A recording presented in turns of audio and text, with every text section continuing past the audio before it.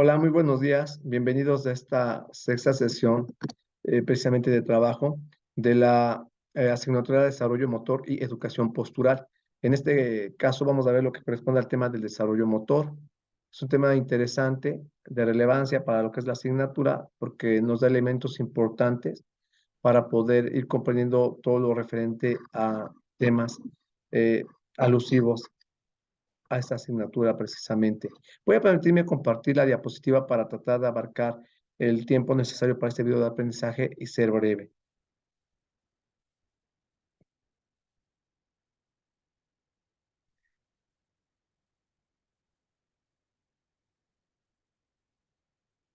Bien, ya podemos ver precisamente lo que corresponde a la presentación. Recordemos que la tenemos ya también en plataforma.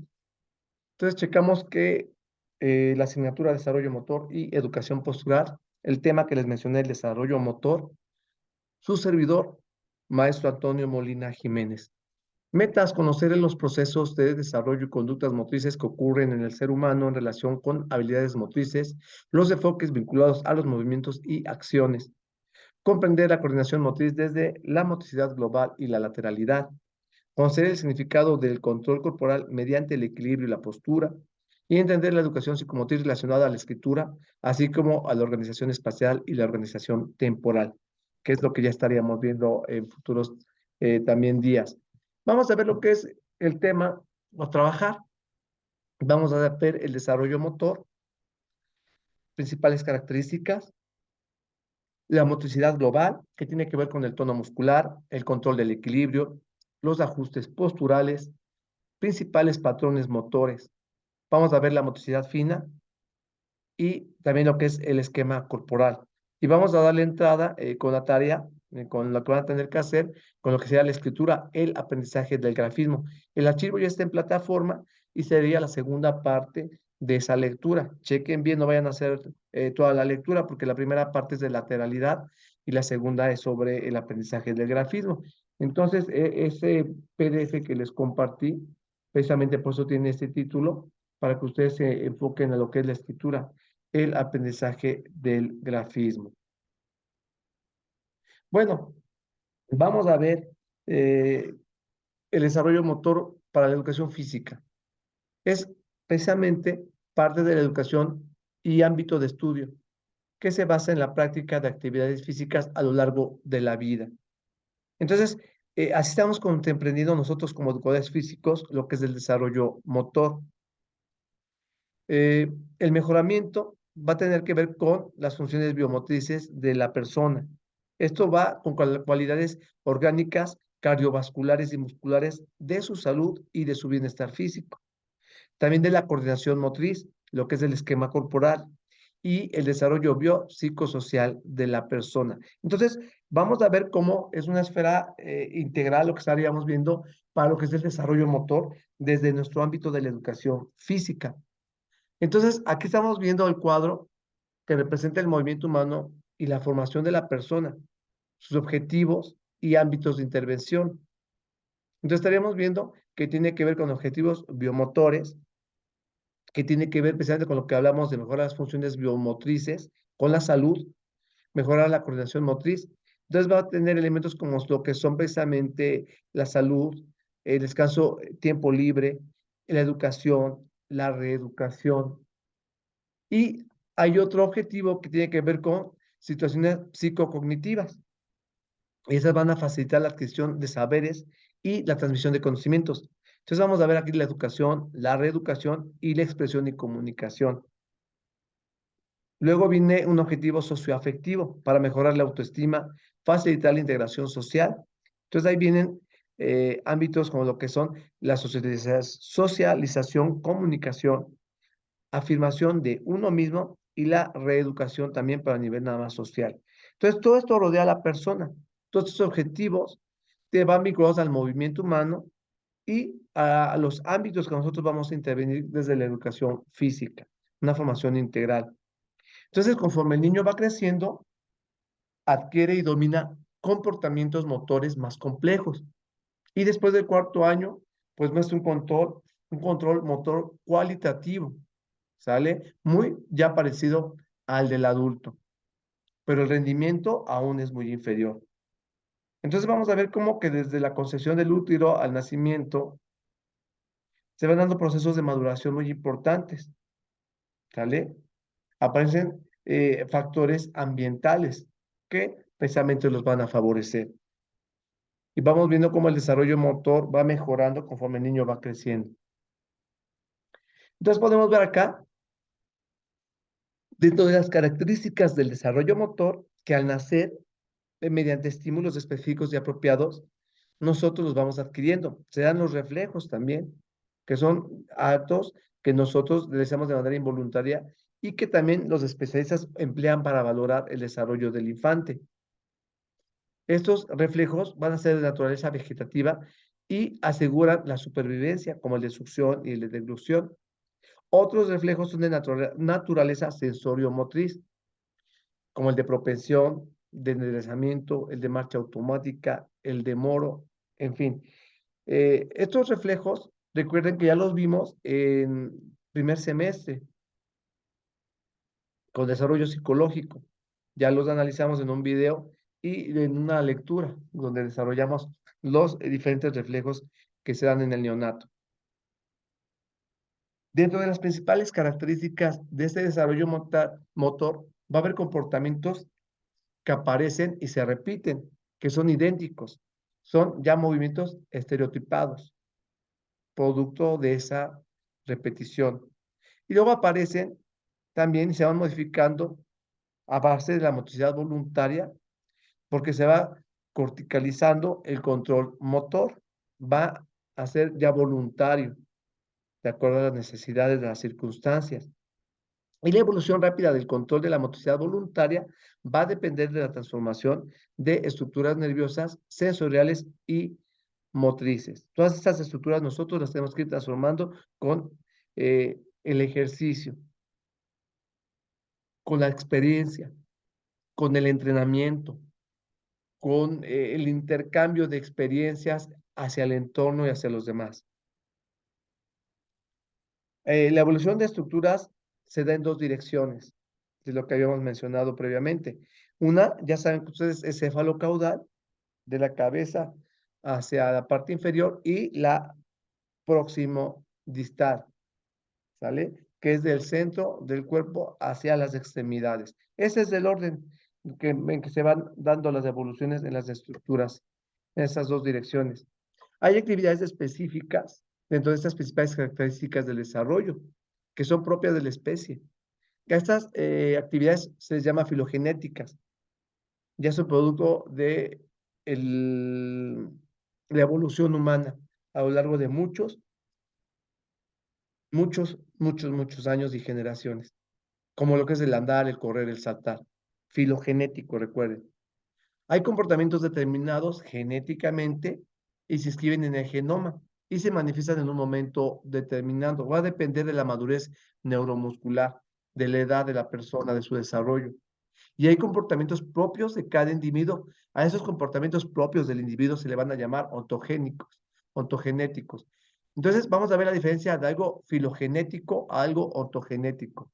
Eso ya es muy específico del individuo, porque como es escribir, andar en bicicleta, tocar un instrumento, en fin, con acciones muy específicas, manipular una herramienta, utilizar algún programa especializado de cómputo, en fin. Ahora, la repetición de los comportamientos motores va a facilitar el dominio mediante la combinación de la maduración y el entrenamiento.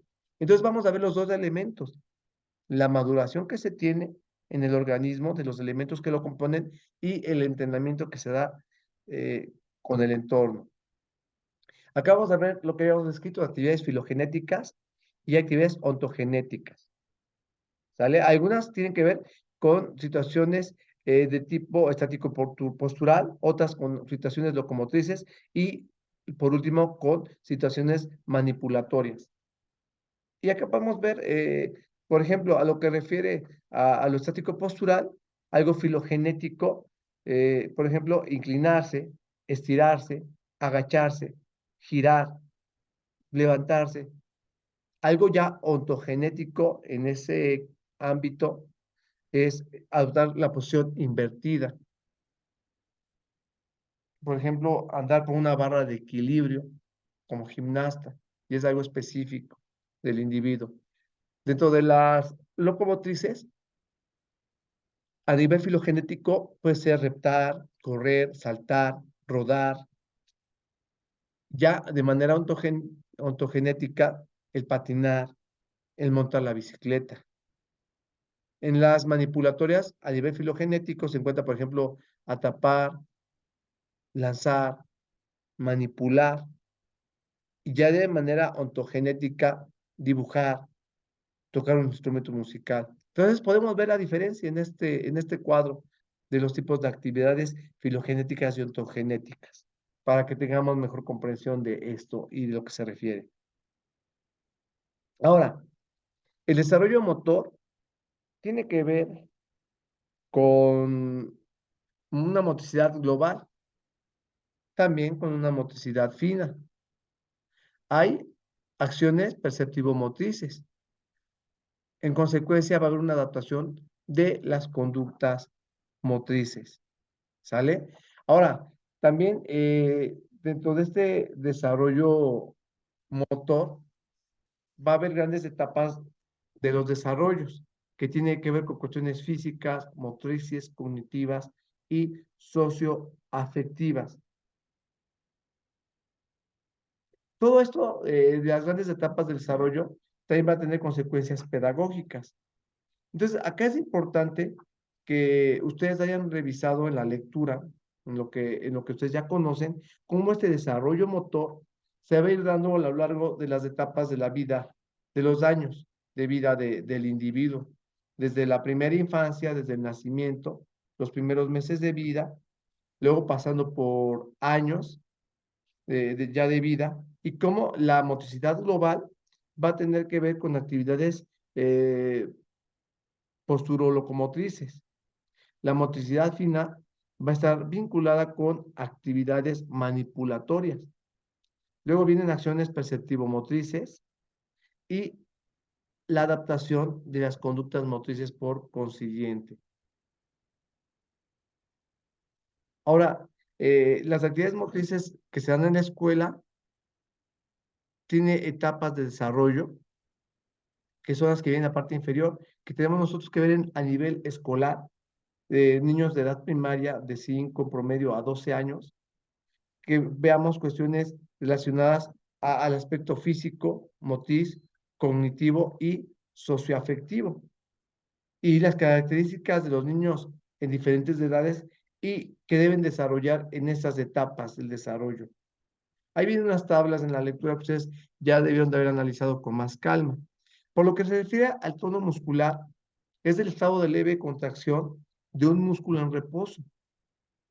Esta actividad muscular es mínima y se rige por el cerebro y la sustancia reticulada, por estructuras subcorticales que escapan al control voluntario y solicitan un bucle con dirección de impulso nervioso de 3 tiempos, de la médula al músculo, que es un impulso motor, y del músculo a la médula, que es un impulso sensorial, antes de volver por última vez hacia el músculo, otra vez con un impulso motor.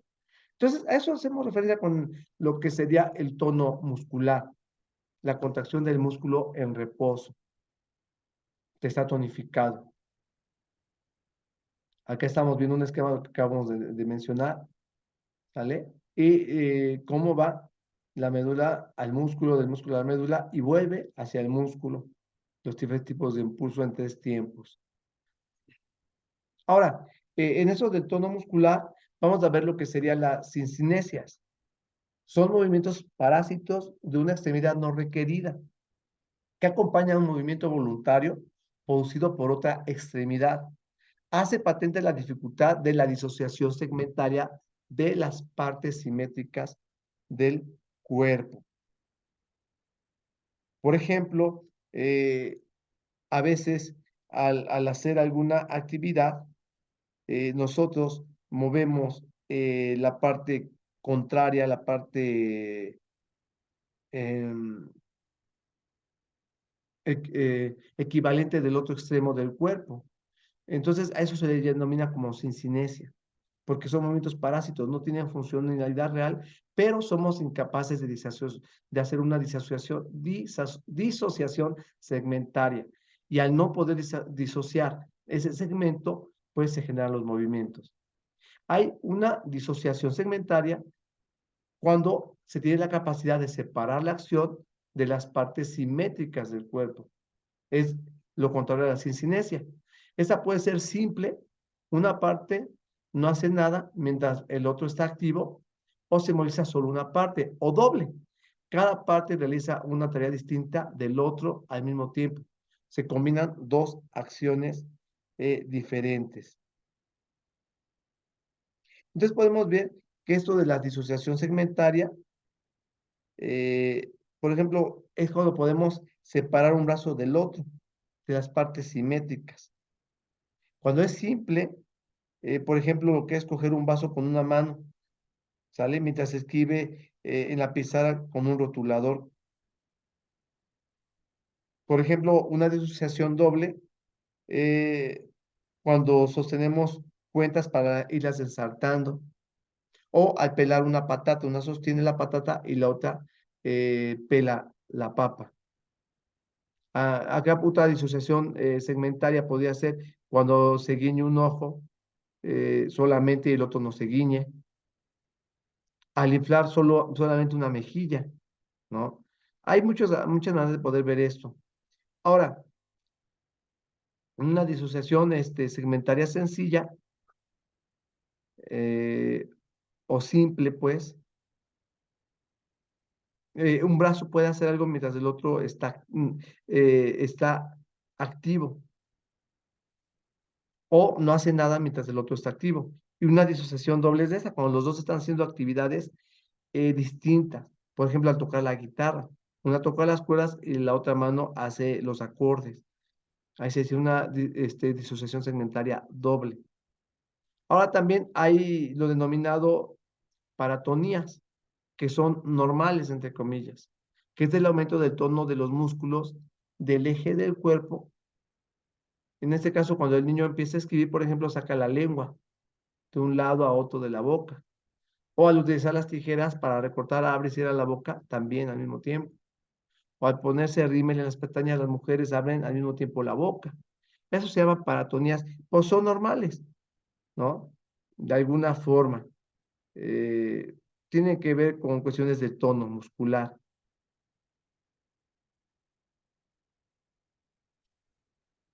Ahora, el control del equilibrio dentro de esta motricidad global.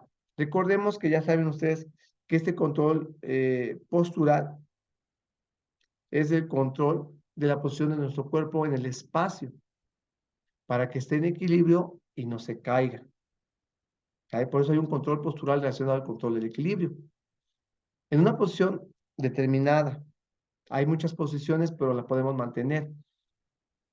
Esto va a estar regido por mecanismos neuromusculares reflejos o automáticos.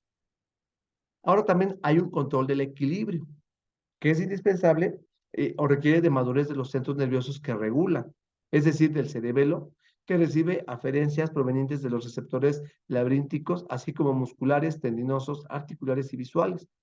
Eso va a favorecer precisamente ese control del equilibrio.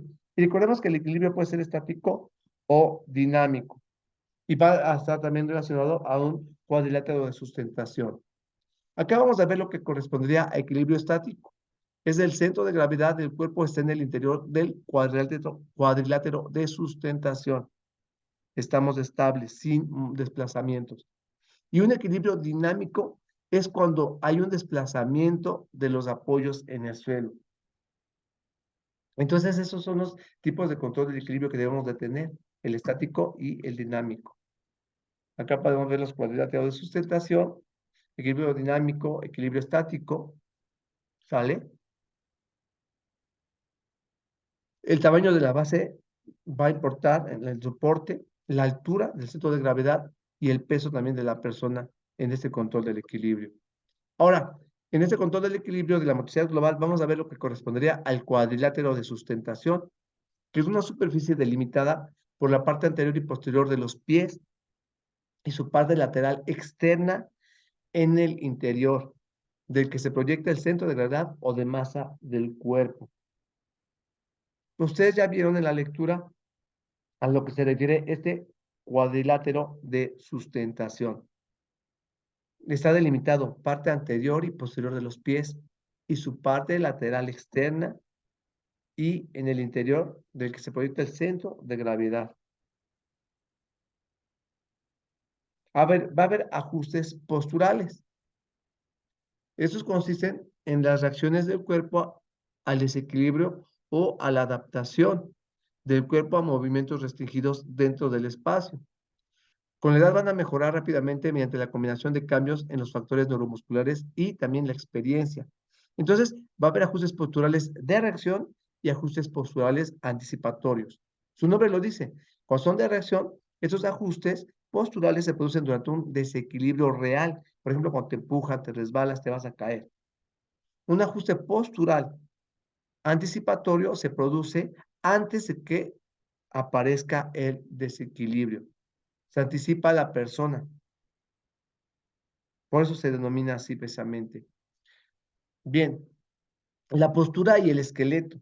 Aquí es importante este tema eh, para tenerlo presente porque hay lumbalgias, escoliosis, cifosis, hipotonías, malformación de rodillas o en los pies. Bien, vamos a ver de manera breve esto. Lo que sería las lumbalgias son dolores en la columna vertebral. Dolores a lo largo de la columna vertebral en alguna porción de ella. Escoliosis es la deformación lateral de la columna vertebral, la distorsión en los tres planos del espacio de la columna vertebral, escoliosis. Cifosis, aumento de la curvatura antero-posterior de la espalda, cifosis. Las hipotonías tienen que ver con debilidad muscular y hay malformaciones también en rodillas.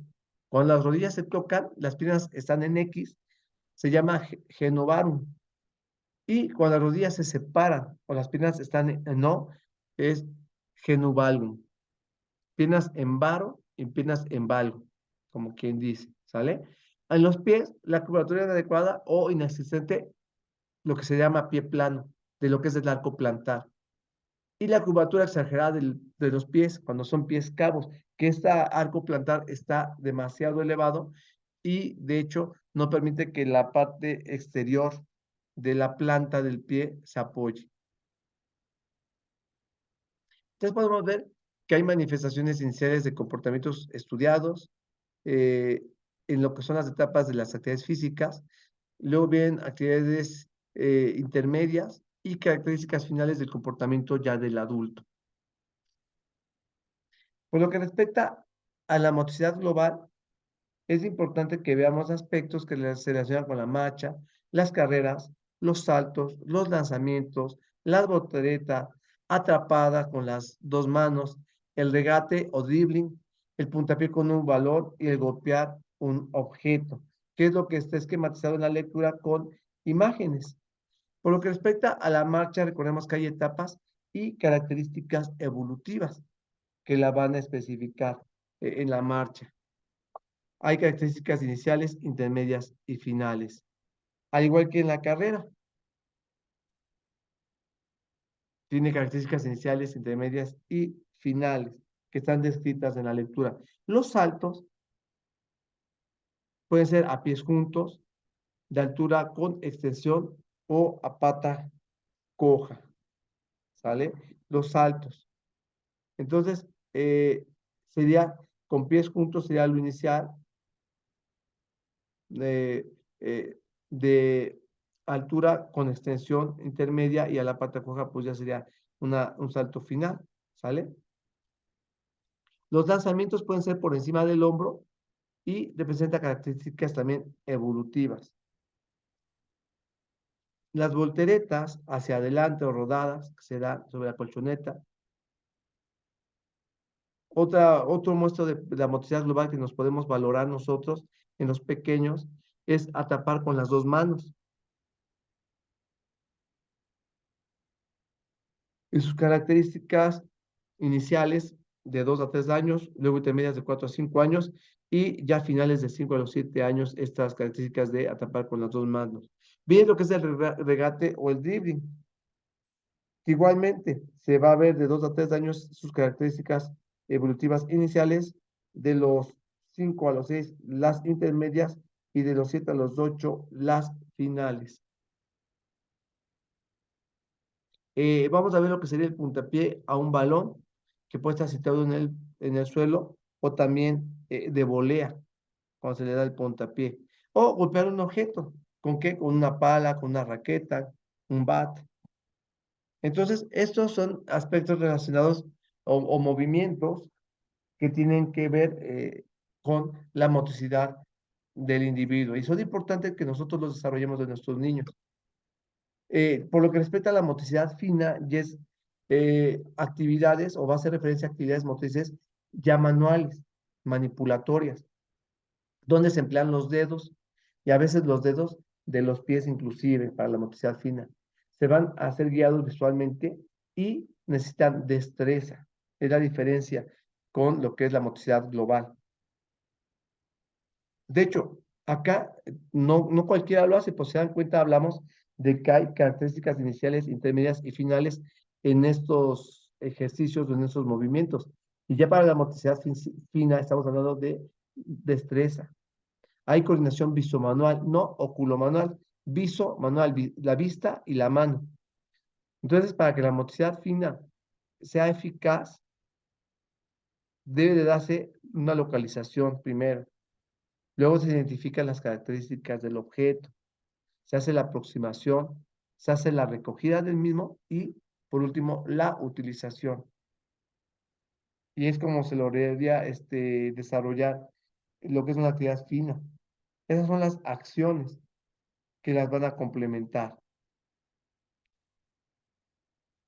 Lo que se refiere a la motricidad fina es la coordinación de músculos, huesos y nervios para producir movimientos pequeños y precisos. Al mismo tiempo, es la encargada del control de la motricidad gruesa, motricidad fina. El nivel de control de la motricidad fina en los niños se utiliza para determinar su edad de desarrollo. Los niños desarrollan destrezas de motricidad fina con el tiempo al practicar y al enseñarles. Deben ser entrenadas. El problema del cerebro, la médula espinal, los nervios periféricos, los músculos y las articulaciones pueden deteriorar el control de la motricidad fina cuando hay problemas en esto.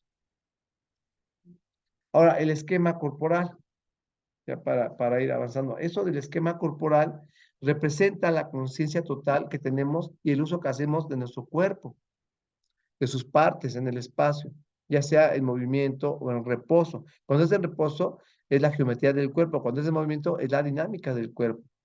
Y ese esquema corporal se va perfeccionando con nuestras experiencias sensoriales o motrices y tiene que ver con movimientos que se coordinan en función de objetos que se tienen que alcanzar.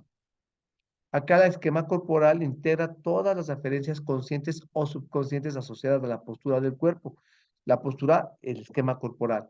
El límite del cuerpo con el medio, el esquema cutáneo. Y la imagen que tenemos de nuestro propio cuerpo, que es el esquema visual, para lo que es el esquema corporal. Entonces, la imagen del cuerpo y la conciencia del cuerpo van a constituir el esquema corporal. La imagen del cuerpo es la representación que nos hacemos de nuestro propio cuerpo en nuestra relación con los demás, de origen perceptivo y cognitivo. Puede ser observada, como lo que es la estatura, la masa corporal, el color de los ojos, o subjetiva y afectiva. Puede uno sentirse bello, encantado, atractivo, también inclusive dependiendo de la cultura, ¿no? De la región del mundo. Hay influencias psicosociales que pueden modificarla. Si eres diestro, si eres torpe, si eres fuerte, si eres débil, si te ves masculino o femenino. Entonces, eso tiene que ver con la imagen del cuerpo. Y la conciencia del cuerpo va a remitir al conocimiento y a la identificación de la posición de una o varias partes del cuerpo en el espacio y sus movimientos unos en relación con otros. Esa es la conciencia del cuerpo. Entonces, de una vez clarificado esto, hay factores de la evolución motriz que tienen que ver con el crecimiento, la maduración y el entorno. Todo eso se complementa. El crecimiento tiene que ver con cambios de dimensiones, de las limitaciones físicas del cuerpo. La maduración con los cambios estructurales y funcionales, que tienen que ver con aspectos ya y limitaciones fisiológicas. Y el entorno, las estimulaciones que existen, y tienen que ver con las limitaciones de este medio. Con eso vamos a tener capacidades operatorias que nos van a ayudar al desarrollo, al aprendizaje, el desarrollo de modificación de sistemas, de posibilidades potenciales. Luego, al generarse el aprendizaje, modificamos comportamientos y se repite la tarea, lo que nos va a dar, por último, la adaptación y la integración como individuos al entorno. Ya me extendí, ya media hora. Entonces, bueno, las conclusiones ya las tendrían ustedes a partir de lo que vimos, recordaron de la lectura. Y la actividad para esta quincena, actividades foro, que es importante trabajar en nuestros alumnos los elementos vinculados al control del equilibrio y ajuste postural. Que es importante trabajar en sus alumnos los elementos vinculados al control del equilibrio y ajuste postural. Nombre de la tarea, reporte de la lectura sobre la escritura, el aprendizaje del grafismo. Entonces, ya les dije que es la segunda parte del archivo, no la primera. Debe ser archivo digital con reporte de la lectura, la escritura, el aprendizaje del grafismo. Este es el archivo 6-7. Educación motriz, la lateralidad, educación psicomotriz, la escritura de Riga, de Robert Reagan. Acá recuerden, este es el archivo, está en plataforma ESEF. Cuando lo abran, lo descarguen, no hagan nada de la lateralidad, que es la primera parte. Deben de enfocarse a la segunda parte del PDF, que corresponde a la escritura, el aprendizaje del grafismo. ¿Sale? Y para la siguiente sesión vamos a ver ya, yo desarrollo el tema de la lateralidad y del grafismo, de la escritura. De la lateralidad vamos a ver la manualidad, orígenes de la manualidad, la coordinación bimanual, otros predominios laterales, el mito de la lateralidad homogénea, la lateralización cortical y las asimetrías funcionales.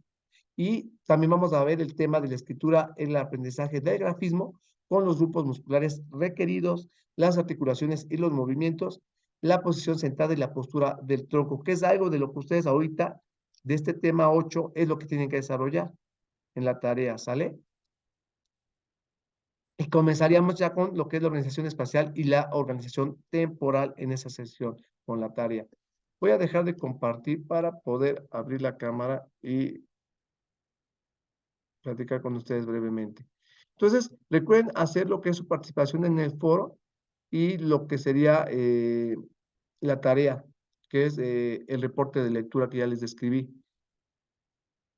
Entonces recuerden la pregunta del foro: ¿por qué es importante trabajar en sus alumnos los elementos vinculados al control del equilibrio y ajuste postural? ¿Por qué? Porque es importante trabajar eso con nuestros pequeñitos. Ah, no se abrió la cámara, perdón. Estoy hablando pensando con la cámara encendida y la tenía yo apagada todavía. Una disculpa. Bueno, entonces con eso sería todo. Espero que haya quedado comprendido lo que eran los elementos para esta sesión de trabajo. Lamento, quería irme rápido, creo que me extendí un poquito más de lo que se debiera, pero bueno, excelente fin de semana, cuídense mucho, éxito en sus actividades, cualquier cosa estamos en comunicación por medio del chat de la plataforma. Hasta luego.